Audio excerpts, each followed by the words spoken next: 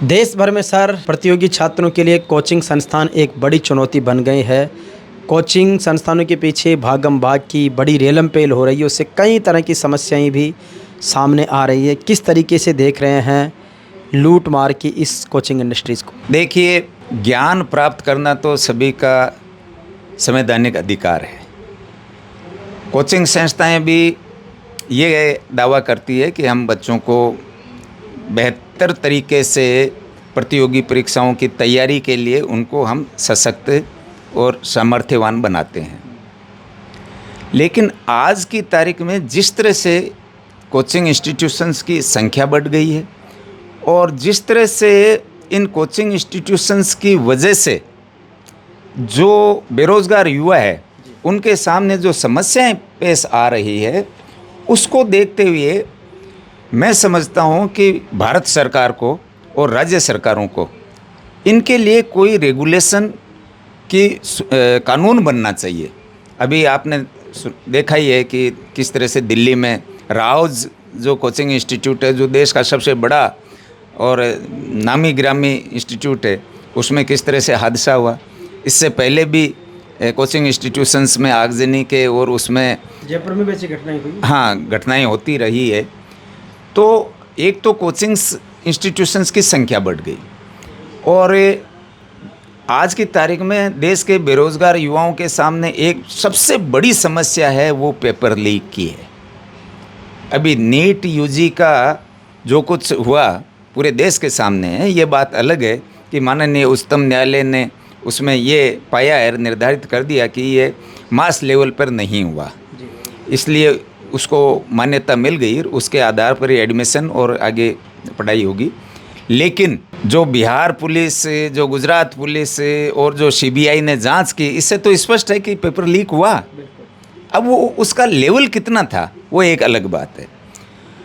इसके अलावा भी शायद ही कोई ऐसा एग्ज़ाम जाता हो जिसमें पेपर लीक होने की, पेपर आउट होने की घटना सुनने को नहीं मिलती है। तो ये एक बहुत बड़ी बीमारी बेरोज़गार युवाओं के लिए उनके भविष्य निर्माण में एक बाधा के तौर पे हो रही है।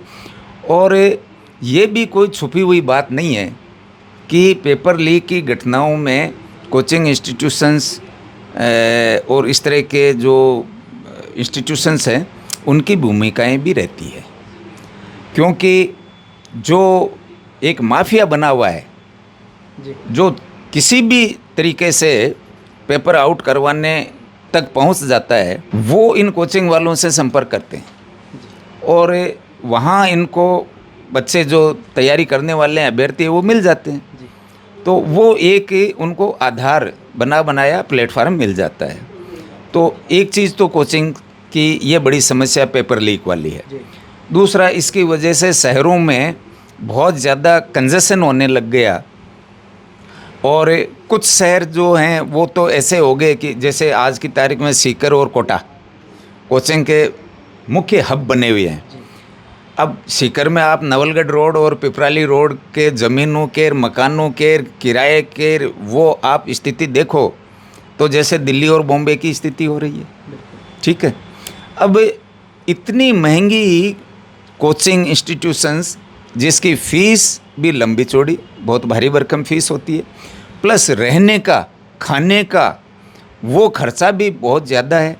तो जो निम्न मध्यम वर्ग के परिवार के बच्चे हैं, जो गरीब परिवारों के बच्चे हैं, वो तो ये कोचिंग अफोर्ड कर ही नहीं सकते। तो मेरा तो इसमें मानना ये है कि यदि कोचिंग के बारे में केंद्र सरकार या राज्य सरकारें कोई भी इनको रेगुलेट करने के लिए कानून बनाए तो उसमें कोचिंग, ऑनलाइन कोचिंग की सुविधा होनी चाहिए। ऑफलाइन जो क्लासरूम कोचिंग है वो अध्यापन के लिए नहीं होकर के केवल साक्षात्कार की तैयारी के लिए ही अनुमत होनी चाहिए, अध्यापन के लिए नहीं होनी चाहिए।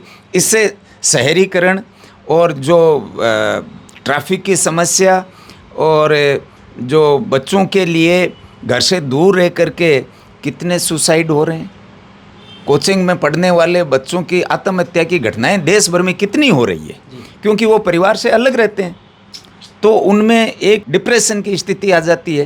तो इन मानवीय दृष्टिकोण को भी, सामाजिक और आर्थिक दृष्टिकोण को भी ध्यान में रखते हुए कोचिंग इंस्टीट्यूशंस का रेगुलेशन होना चाहिए।